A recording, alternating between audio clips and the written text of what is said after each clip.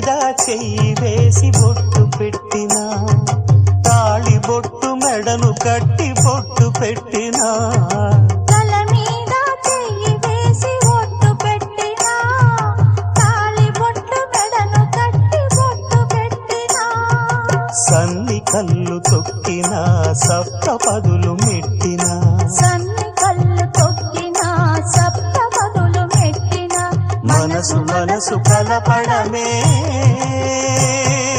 మంత్రం పరమార్థం.